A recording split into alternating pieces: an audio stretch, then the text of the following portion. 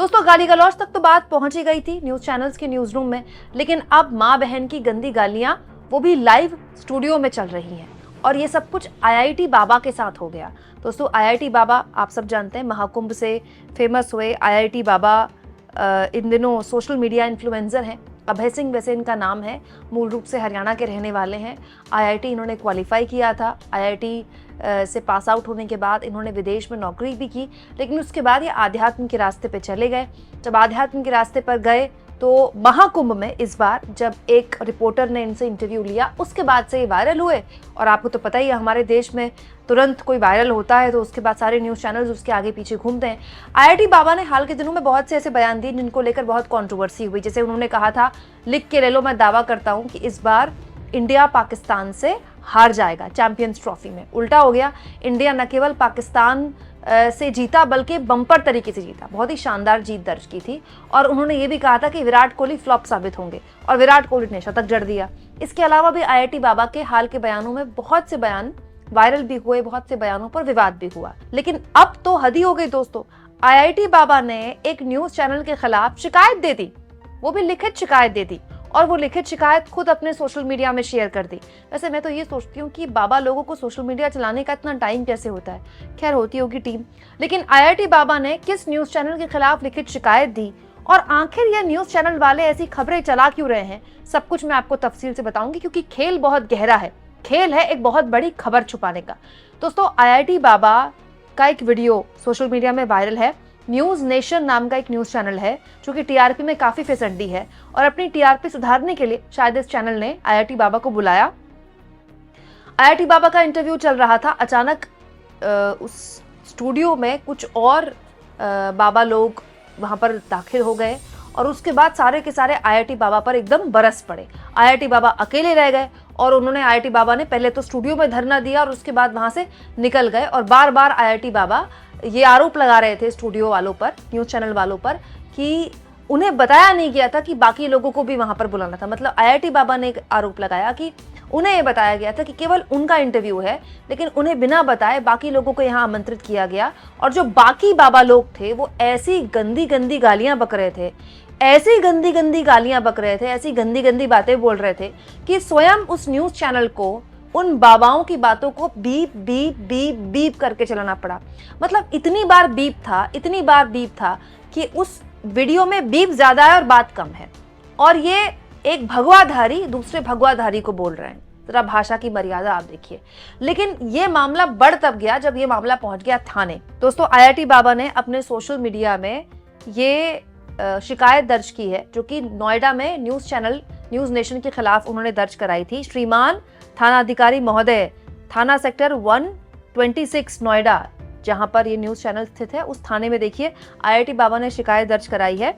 देखिए, इस शिकायत में लिखा है कि 28/2/2025 को मुझे न्यूज नेशन मीडिया चैनल द्वारा मीडिया इंटरव्यू के लिए आमंत्रित किया गया।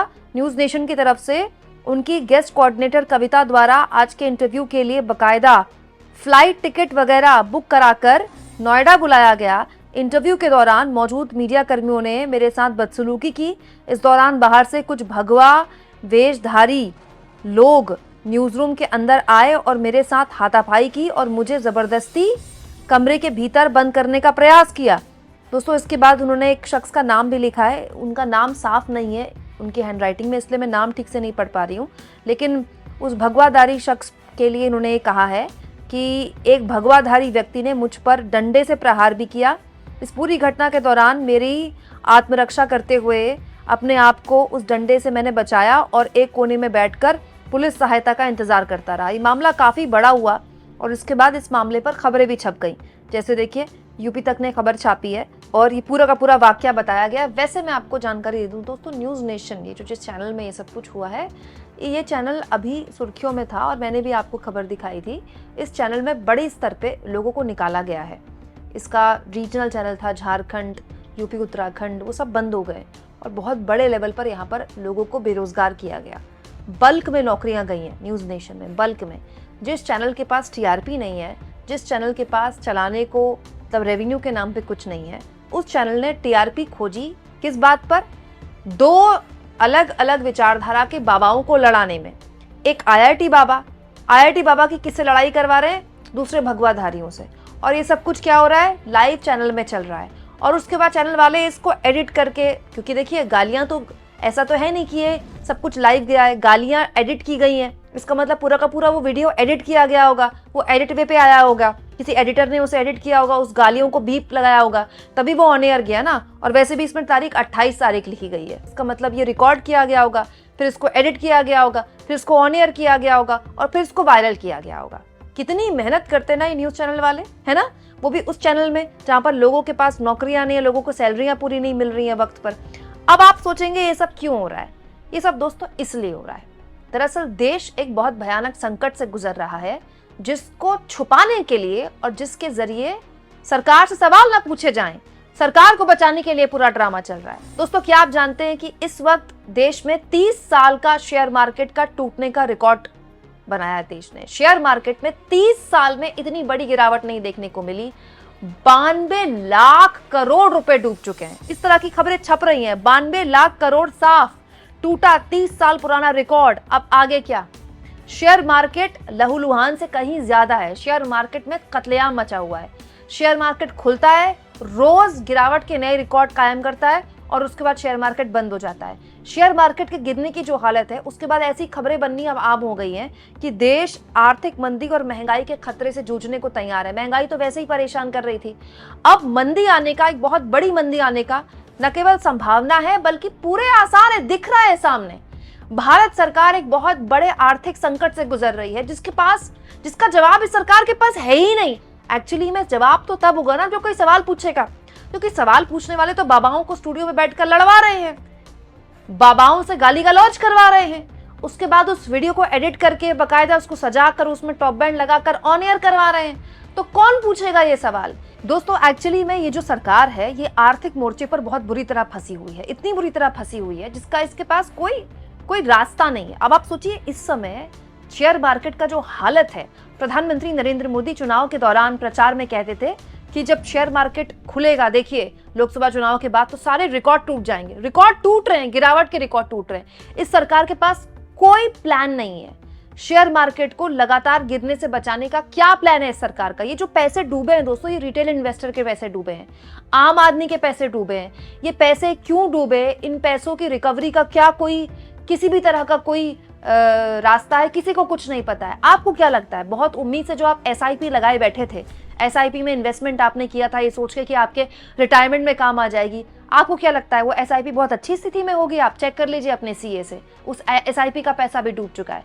हालत ये हो गई है दोस्तों कि लोगों को ये नहीं पता कि जो नौकरी वो कर रहे हैं वो कब तक चलेगी तो उसमें बोनस मिलेगा कि नहीं मिलेगा। और ये सब उन हालातों में हो रहा है जब गरीब और गरीब हो रहा है, अमीर और अमीर हो रहा है। अभी कुछ दिन पहले मैंने आपको एक खबर दिखाई थी और मैं उन यूट्यूबर्स में से हूं जिन्होंने सबसे पहले खबर आपके सामने रखी थी, क्योंकि मैं केवल लफबाजी वाली वीडियोस नहीं बनाती हूँ दोस्तों। मेरी सारी वीडियोस में तर्क होते हैं, मेरी सारी वीडियोस में फैक्ट्स होते हैं। एक एजेंसी के हवाले से ये रिपोर्ट छापी थी जो कि बहुत ही खतरनाक रिपोर्ट थी, और अगर आप चाहें तो मेरा ये वीडियो देख सकते हैं। 2 दिन पहले मैंने ये वीडियो पोस्ट किया था, आपने बहुत पसंद किया था ये वीडियो।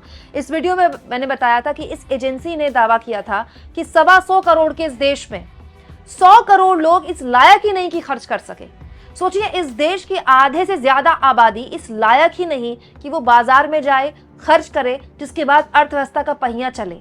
इस देश में 10% आबादी है जिसके पास 50% से ज्यादा संसाधन है, 50% से ज्यादा पैसे हैं, और यही 10% लोग हैं जो अर्थव्यवस्था चला रहे हैं। आपको क्या लगता है, ये 12 लाख का जो टैक्स बेनिफिट दिया गया है, ये कोई दिल्ली चुनाव को जीतने के लिए दिया गया? ऑफ कोर्स वो तो एक तरीका था ही, लेकिन सरकार को ये बात समझ में आ गई कि लोगों के हाथ में पैसा नहीं है, लोगों के हाथ में आपको पैसा डालना पड़ेगा। दोस्तों ये सरकार की फेलियर स्टोरी है कि 80 करोड़ इस देश की जनता को इस सरकार को खाना देना पड़ता है। अगर सरकार खाना ना दे तो वो लोग भूखे मर जाए। ऐसे देश में जहां लाडली बहन योजना जैसी छोटी मोटी 1200, 1500, 2200 रुपए की किश्त में आप आसानी से किसी का वोट हासिल कर लेते हैं, 80 करोड़ लोग आपके मुफ्त राशन पर पल रहे हैं, ऐसे देश में जहां शेयर मार्केट गिरावट के 30 साल के रिकॉर्ड तोड़ चुका है, उस देश में न्यूज चैनल किस बात पर बहस कर रहे हैं, किस बाबा ने किसको गाली दे दी और कौन से बाबा का कैसे खुलासा हो गया, उसका पर्दाफाश हो गया। दोस्तों आप इस मुद्दे पर क्या सोचते हैं, कमेंट बॉक्स में जरूर लिखें, और जितना हो सके चैनल को शेयर करें, सब्सक्राइब करें, और थैंक्स और ज्वाइन के ऑप्शन से अगर आप चाहें तो कुछ आर्थिक मदद भी चैनल की जरूर करें।